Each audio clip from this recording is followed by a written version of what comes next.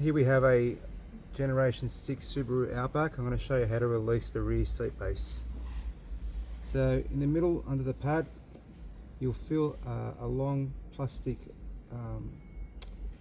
latch, and you're going to pull it forward with your fingers.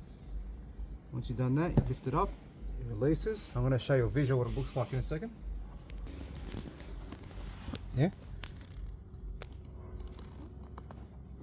Again, pulling it forward, releasing it. So all I was doing was moving this forward to release the mechanism, and then the seat's out.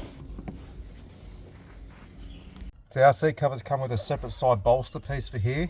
In order to fit it, we need to release it from the chassis. 12mm socket set does a trick.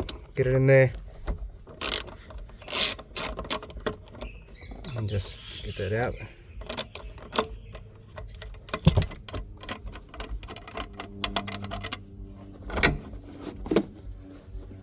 That's all you need to do.